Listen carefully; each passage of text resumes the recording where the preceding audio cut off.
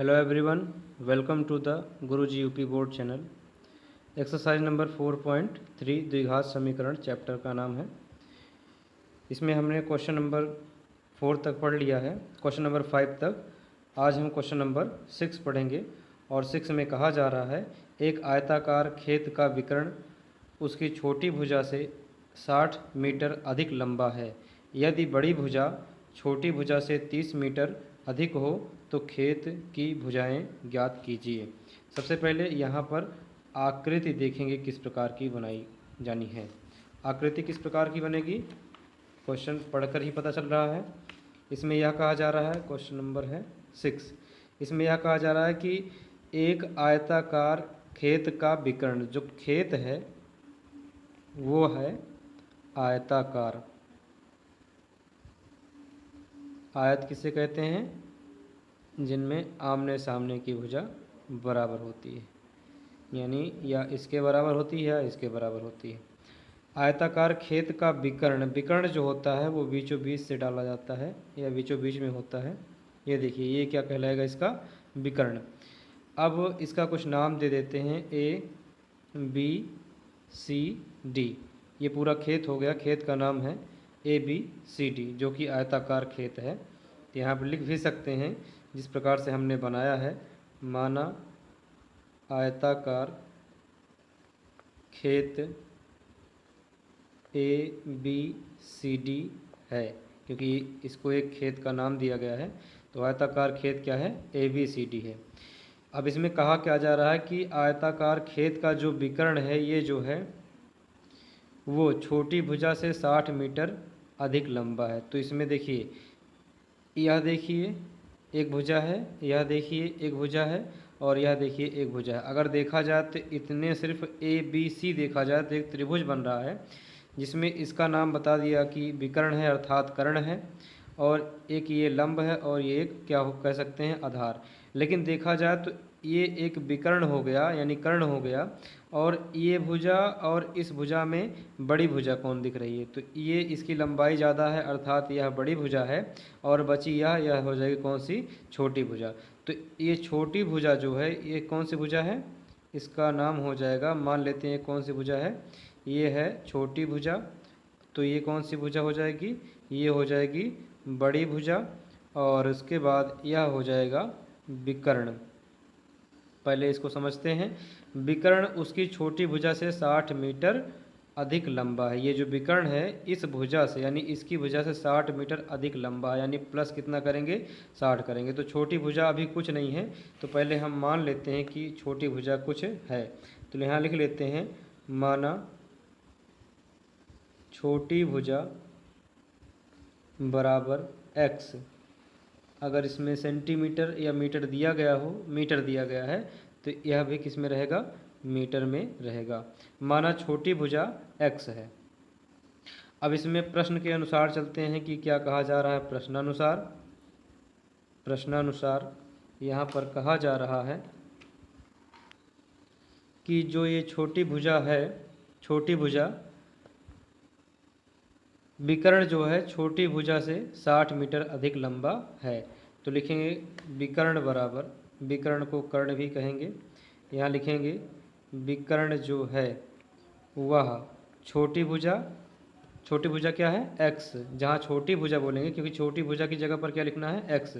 छोटी भुजा से यानी x से 60 मीटर अधिक लंबा है, यानी ज़्यादा है। कितना है? 60 मीटर। यानी विकर्ण कितने का हो गया? x plus 60 metre. तो विकर्ण की जगह पर हम लिख सकते हैं x प्लस 60।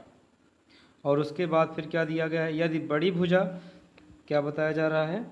बड़ी भुजा, इसके विषय में क्या कहा जा रहा है? बड़ी भुजा छोटी भुजा, छोटी भुजा को क्या माना गया? छोटी भुजा को माना गया है x। जहाँ पर छोटी भुजा आएगी वहाँ पर हम x से 30 मीटर अधिक है, यानी जो बड़ी भुजा है वो छोटी भुजा की जगह पर क्या लिख लें? छोटी भुजा की जगह पर लिख लें x से 30 मीटर अधिक है। तो अधिक के लिए क्या लगाते हैं? ज़्यादा। ज़्यादा के लिए लगा देंगे प्लस, यानी जो बड़ी भुजा है वो है x प्लस 30। तो जो बड़ी भुजा है, बड़ी भुजा हो जाएगी x प्लस 30। तो अब गणितीय रूप इसका मिल गया है। हमें पता चला कि ये जो बड़ी भुजा है ये x प्लस 30 है, जो छोटी भुजा है वो कितनी मानी गई है, x मानी गई है, और ये विकर्ण है। तो एक त्रिभुज है ABC, इसमें हम पाइथागोरस प्रमेय लगा सकते हैं। यहाँ लिख सकते हैं त्रिभुज त्रिभुज हटा ही देते हैं, फिर ABC में पाइथागोरस प्रमेय से क्या होती है पाइथागोरस प्रमेय, कर्ण या विकर्ण का स्क्वायर बराबर लंब का स्क्वायर प्लस आधार का स्क्वायर। अब यहाँ पर देखेंगे पाइथागोरस प्रमेय किस प्रकार से, जो कर्ण है वो कर्ण क्या माना जाएगा, विकर्ण। जो लंब है वो इधर दिख ही रहा है, कितना है x, और जो आधार है यहाँ आधार नीचे होता है तो वो कितना है x प्लस 30। तो कर्ण का स्क्वायर है, कर्ण के स्थान पर रखें विकर्ण, विकर्ण है x प्लस 60, और कर्ण का स्क्वायर करना है तो इसका क्या करेंगे स्क्वायर। इसके बाद क्या दिया गया है लंब, तो ये है इसका लंब, कितना दिया गया है x, तो लंब का स्क्वायर करेंगे तो ये हो जाएगा x का स्क्वायर। इसके बाद आधार, आधार यहाँ माना जाएगा जो कि बड़ी भुजा है वो x प्लस 30 है, तो x प्लस 30 का स्क्वायर कर देंगे। अब इसे हल करेंगे, जो आएगा वही इसका आंसर होगा। तो यहाँ पर हम देखें तो यह a हो जाएगा पहला, और ये हो जाएगा b, और a प्लस बी का इसमें सूत्र लगाएंगे, चूँकि a प्लस बी का होल स्क्वायर बराबर होता है a square plus B square plus 2ab। तो जहाँ a रहेगा वहाँ रखेंगे x, जहाँ b रहेगा वहाँ रखेंगे 60। तो ये हो जाएगा a प्लस बी का होल स्क्वायर बराबर a स्क्वायर, तो a के स्थान पर हमको रखना है x, तो x का स्क्वायर प्लस b के स्थान पर रखेंगे 60, तो ये हो जाएगा 60 का स्क्वायर प्लस 2ab, तो 2 इंटू a के स्थान पर रखेंगे x, इंटू b के स्थान पर रखेंगे 60। अब इसके बाद a प्लस बी का होल स्क्वायर लगाने के बाद यहाँ पर लगा है इक्वल, लगा देंगे इक्वल, यहाँ लिखा है एक्स स्क्वायर, यहाँ पर लिख देंगे x का स्क्वायर, और प्लस फिर से यहाँ पर a प्लस बी का होल स्क्वायर लगा सकते हैं, a प्लस बी का होल स्क्वायर। तो जहाँ a रहेगा वहाँ x रखेंगे, जहाँ b रहेगा वहाँ रखेंगे 30। तो होता क्या है a प्लस बी का होल स्क्वायर, a स्क्वायर यानी कि a के स्थान पर x का स्क्वायर, फिर प्लस b का स्क्वायर, b के स्थान पर हमें रखना है अब की बार 30, 30 का स्क्वायर प्लस 2ab, तो 2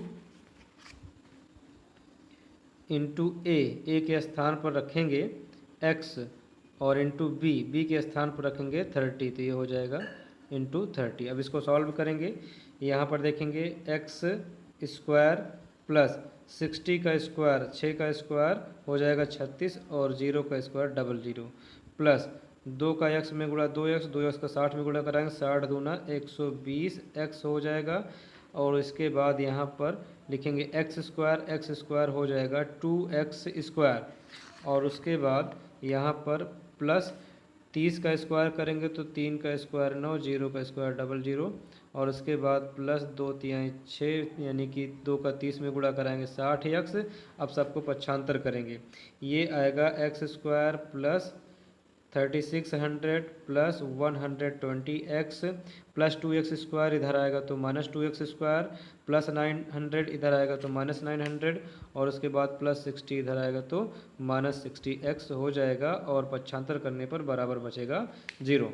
अब इसके बाद क्या करते हैं, बराबर राशियों को बराबर राशियों से जोड़ते घटाते हैं। तो यहाँ पर है 1x स्क्वायर, यहाँ पर है माइनस 2x स्क्वायर, तो जहाँ कुछ नहीं होता वहाँ 1 में से 2 जाएगा तो यहाँ पर आएगा माइनस x स्क्वायर। उसके बाद x वाला 120x और माइनस 60x, तो 120 में से 60 निकल जाएगा तो आएगा प्लस 60x। अब अंक है 3600 माइनस 900, तो इसको इससे माइनस करेंगे, 0 में से 0 जाएगा 0 आएगा, और 0 में से 0 जाएगा 0 आएगा, यहाँ बना लें 16, 16 में से 9 जाएगा तो आएगा 7, और यहाँ पर बचेगा 2 इज इक्वल टू 0। और इसके बाद अब यहाँ पर क्या करेंगे, माइनस एक्स स्क्वायर है तो पहले हम क्या करते हैं माइनस कॉमन कर लेते हैं, तो जो भी माइनस में होता है वो प्लस में हो जाता है, और जो प्लस में रहता है वो माइनस में हो जाता है। Minus 2700 is equal to 0। अब माइनस उधर भेजेंगे तो माइनस जीरो के साथ चाहे गुणा कराएं या भाग कराएं वो जीरो ही रहेगा, प्लस जीरो माइनस जीरो नहीं होता, सिर्फ जीरो ही होता है। तो ये हो जाएगा 2700 इज इक्वल टू 0। माइनस उधर भेजेंगे, बटे में -1 जाएगा, जो कि भाग करेगा जीरो ही आएगा। अब हमारे पास यहाँ पर दो चीज़ें हैं, चाहे तो हम द्विघाती सूत्र का प्रयोग करें या हम लगा सकते हैं इसको गुणनखंड विधि द्वारा। तो यहाँ से आपके माध्यम से है, अगर गुणनखंड लगाना चाहें तो गुणनखंड ही लगा सकते हैं, या द्विघाती सूत्र का प्रयोग करना चाहें तो द्विघाती सूत्र का प्रयोग कर सकते हैं। तो यहाँ पर सबसे पहले देखते हैं कि गुणनखंड किस तरीके से करेंगे। एक्स स्क्वायर का गुणांक कितना है 1 और अचर पद कितना है 2700 और 1 का 27 में मल्टीप्लाई कराएं तो 2700 आना है। अब यहाँ पर माइनस लगा है तो घटाने पर दो संख्या ऐसी लेनी है कि घटाने पर आए 60 और गुणा करने पर कितना है 2700 यानी कि 2700। तो ऐसी कंडीशन के लिए जब राशियाँ बड़ी रहती हैं तो हम निकाल लेते हैं इसका एलसीएम। तो ये हो जाएगा 2 एकन्नम 2 2 2 तिहाई 6 और 2 पंचे 10, जीरो उतर जाएगा, 2 छंग 12, 2 सते 14, 2 पंचे 10 हो जाएगा। अब क्या 3 से जाएगा, ये 3 दूना 6, 3 एकन्नम 3 नहीं जाएगा, 5 से काटेंगे, 5 एकन्नम 5 और ये हो जाएगा 3 दूना 6, 3 दूना 6 चला जाएगा 3 से, 3 दूना 6 कर देते हैं, 3 दूना 6 1 बचा और ये हो गया 3 बचे 15 और इसके बाद फिर से जाएगा 3 सते 21 और 1 बचेगा तो 3 से चला जाएगा, 3 सते 21 और 3 बचे 15, फिर से 3 से ले जाएंगे, 3 दूना 6, 3 बचे 15 और इसके बाद अब जाएगा 5 पचम 25 और 5 एकन्नम 5। अब हमारे पास कोई दो अंक ऐसे मिलने चाहिए कि घटाने पर 60 आ जाए और गुणा करने पर तो ये 2700 आना है। तो 2 दूना 4 3 12 3 36 और उसके बाद 5 पचम 25, 25 3 75। पहले इतना हम एक जगह लिख करके देखें क्या होगा। 3 त्रिका 9 दूना 18 दूना 36 और 15 में से 6 जाएगा तो 9 आएगा, नहीं आ सकता। और लेते हैं 5 पचम 25 और 25 दूना 50 और 50 दूना 100, 3 त्रिका 9 त्रिक 27, नहीं हो सकता है, यानी इसी में से कोई दो संख्या हमें बनानी पड़ेगी।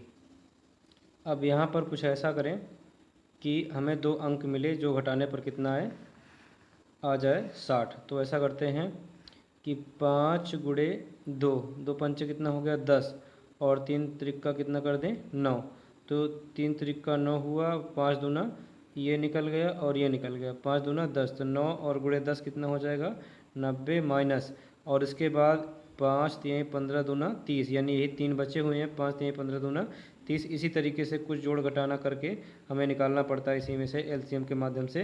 तो 90 में से 30 जाएगा तो आएगा 60, यानी जहाँ पर 60 लिखा हुआ वहाँ पर दो संख्या कौन सी है 90 माइनस 30 है।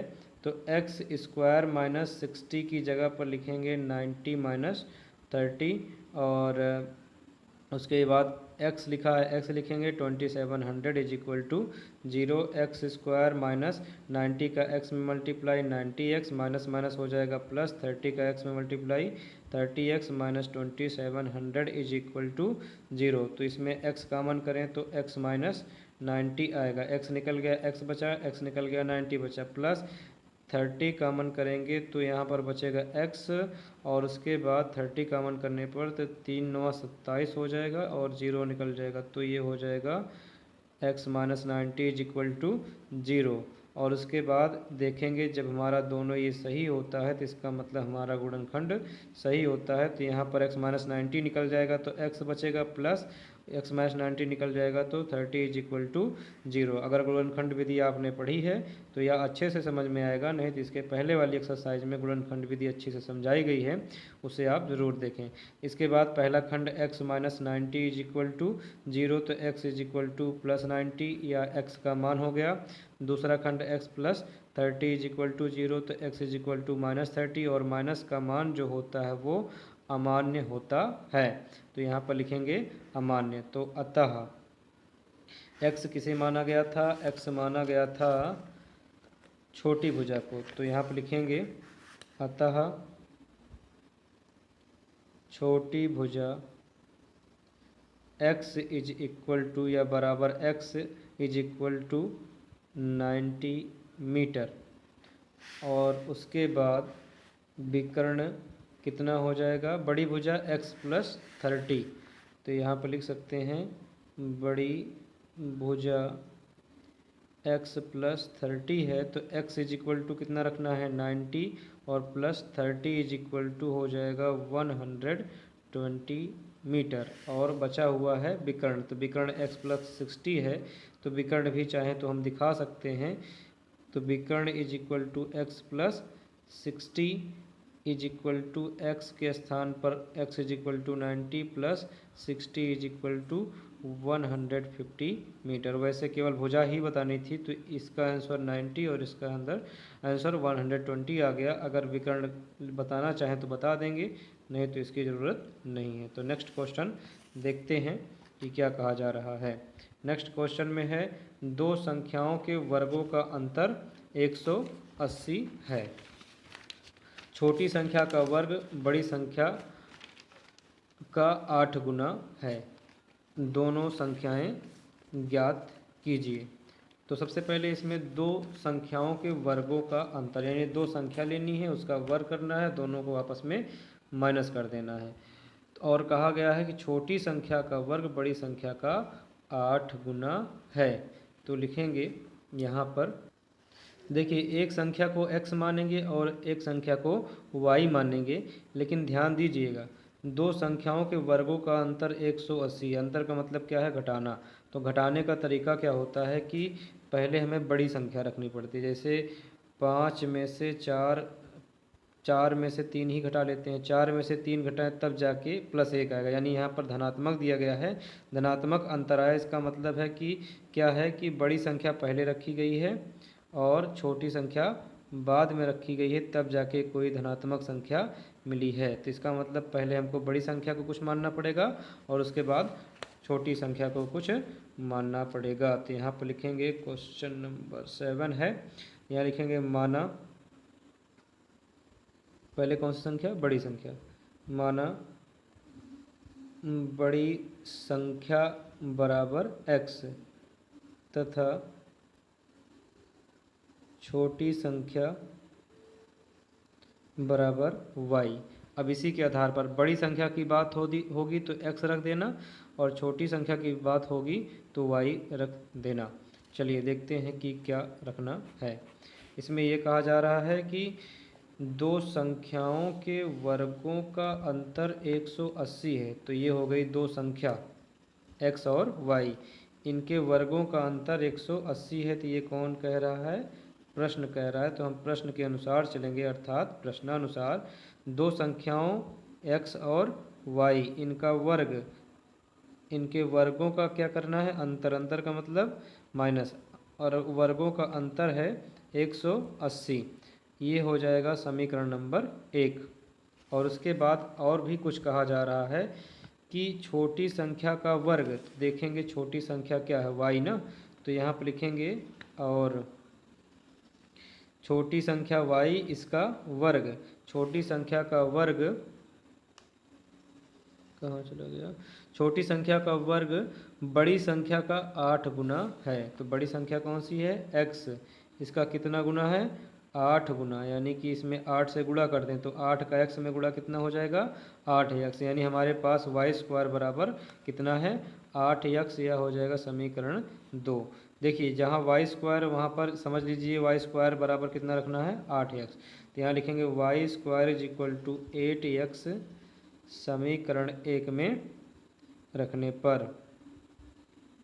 तो समीकरण 1 में हम रख देंगे, जहाँ पर y स्क्वायर है, पहले क्या है, x square minus y square की जगह पर y स्क्वायर बराबर क्या रखना है, 8x इज इक्वल टू 180। इसके बाद यहाँ पर देखेंगे x square minus 8x plus 180 इधर आएगा तो माइनस 180 इज इक्वल टू 0। अब यहाँ पर हम इसको गुणनखंड विधि से लगाते हैं। तो सबसे पहले यहाँ पर गुणांक कितना है 1 और अचर पद कितना है 180 इज इक्वल टू 180। दो संख्या ऐसी चाहिए, यहाँ पर कैसा निशान है, माइनस, घटाने पर आए 8 और गुणा करने पर आए 180, तो 18 एकन्नम 18, 18 धामा 180 होता है। 18 में से 10 घटाएंगे तो आ जाएगा 8, यानी दो संख्या कौन कौन सी है, 18 माइनस 10। तो एक्स स्क्वायर माइनस 8 की जगह पर क्या लिखेंगे, 18 माइनस 10, और यहाँ पर लिखेंगे x माइनस 180 बराबर 0।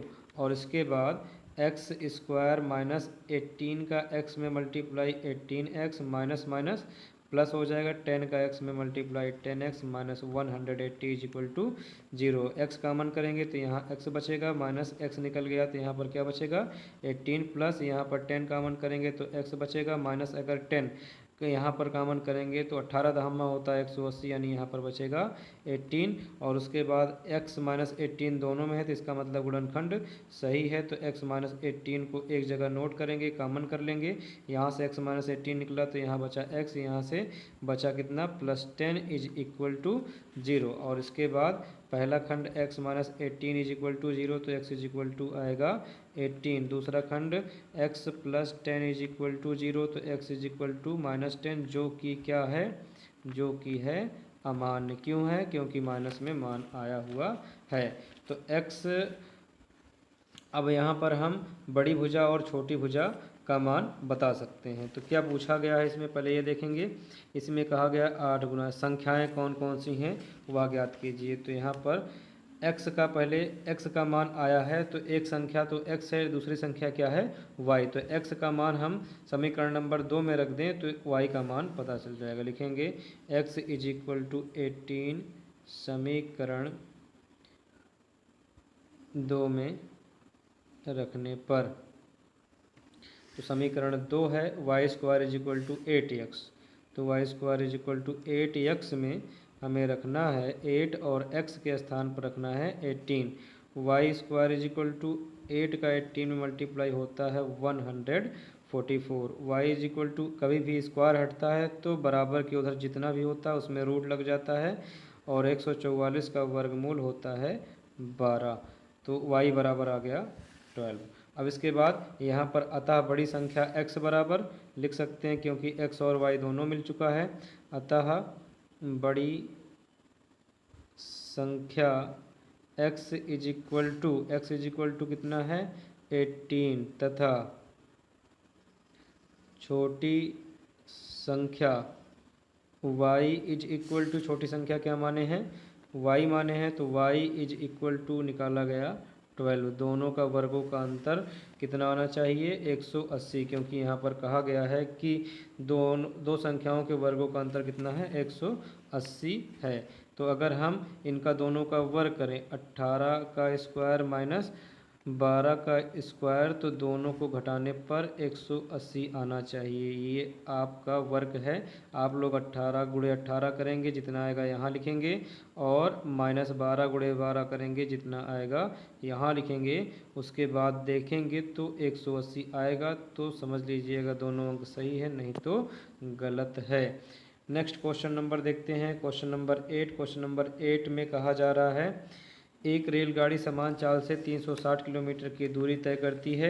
यदि यह चाल 5 किलोमीटर प्रति घंटा अधिक होती है तो वह उसी यात्रा में 1 घंटा कम समय लेती है जो यात्रा कर रहती है। रेलगाड़ी की चाल ज्ञात कीजिए। तो रेलगाड़ी की चाल को हम कुछ मान लेते हैं। क्वेश्चन नंबर है 8। क्वेश्चन नंबर 8 यहाँ पर लिखेंगे, माना रेल गाड़ी की चाल x किलोमीटर पर आवर। रेलगाड़ी की चाल x मान सकते हैं या u भी मान सकते हैं, कुछ भी मान सकते हैं। तो यहाँ पर हम रेलगाड़ी की चाल को क्या माने हैं x माने हैं, तो x के आधार पर हमको चलना पड़ेगा। अब इसके बाद कह रहे हैं कि एक रेलगाड़ी एक समान चाल से 360 किलोमीटर की दूरी, यानी दूरी कितनी दी गई है 360 किलोमीटर। तो यहाँ लिखेंगे दिया है दूरी या रेलगाड़ी की दूरी बराबर 360 किलोमीटर, ये दूरी है। और उसके बाद यदि यह चाल 5 किलोमीटर प्रति अधिक होती तो उसी यात्रा को 1 घंटे कम समय लेती। सबसे पहले हम जानते हैं, क्या जानते हैं, हम जानते हैं कि चाल बराबर क्या होती है। चाल बराबर होती है दूरी बटे समय।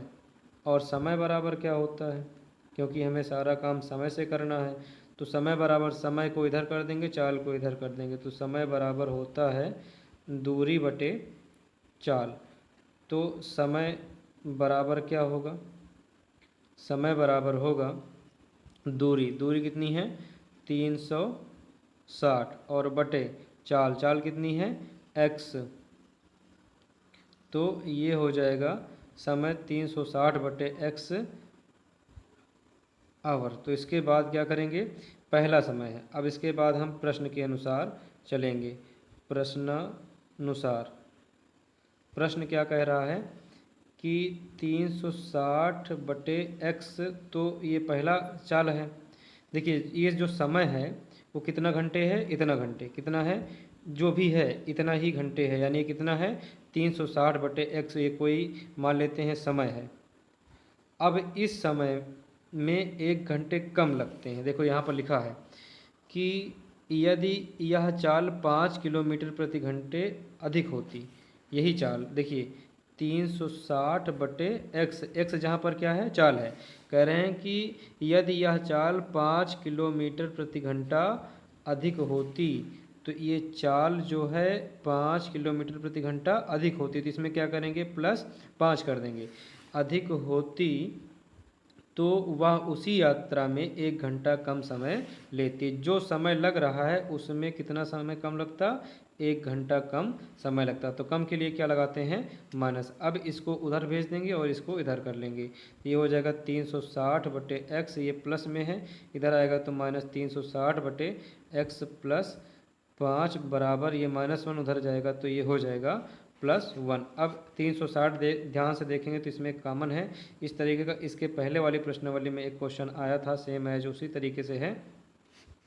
तो यहाँ पर हम 360 कॉमन करें तो बचेगा 1 बटे एक्स, माइनस 360 निकाल दें तो 1 बटे एक्स प्लस 5 और बराबर हो जाएगा 1। अब यहाँ से 360 x प्लस 5 का 1 में multiply, x plus 5 minus x का 1 में मल्टीप्लाई, x अपान इसका इसमें मल्टीप्लाई कराएं तो x प्लस 5 और इज इक्वल टू हो जाएगा 1। और इसके बाद 360 x प्लस में x माइनस में कट गया, यहाँ पर बचा मल्टीप्लाई 5 अपान x और x plus 5 is equal to 1।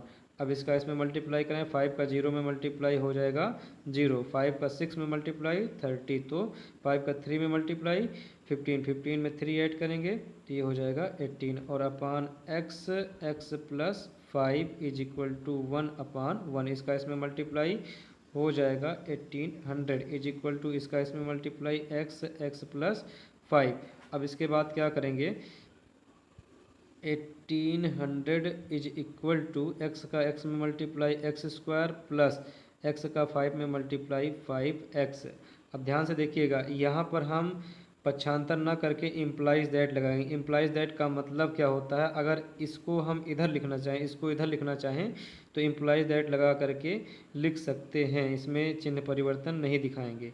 देखिए हमको इसको इधर लिखना है, इसको इधर लिखना है, क्योंकि यह द्विघात समीकरण के रूप में आ सकता है। तो अगर हम पक्षांतर करते तो इसमें इधर आ लाते तो माइनस लग जाता।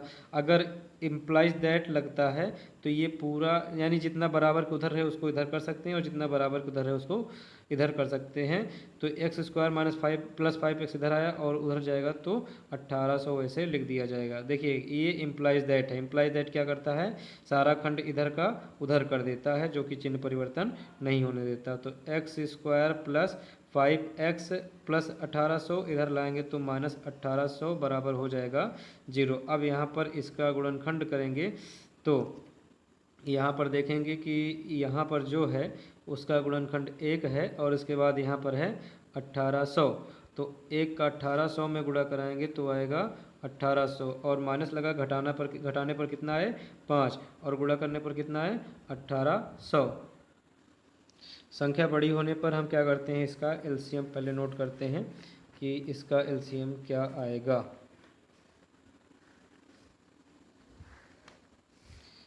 1800 का निकाल लेते हैं एलसीएम। तो ये हो जाएगा 2 9 जा 18 00, 2 4 जा 8, 2 5 जा 10, 2 2 जा 4, 2 2 जा 4, 2 5 जा 10, और उसके बाद 3 से चला जाएगा, 3 7 जा 21, 3 5 जा 50, और इसके बाद 3 2 जा 6, 3 5 जा 15, 5 5 जा 25, 5 1 जा 5। चलिए अब इसके द्वारा हम दो संख्या ऐसी बनाएंगे कि जिसको घटाने पर कितना आ जाए, 5 आ जाए। तो यहाँ पर 2 दूना 4 दूना 8, 8 3 24, नहीं बन पाएगा 24 से, 5 5 25, और पहले 10 कर लेते हैं, 5 दूना 10।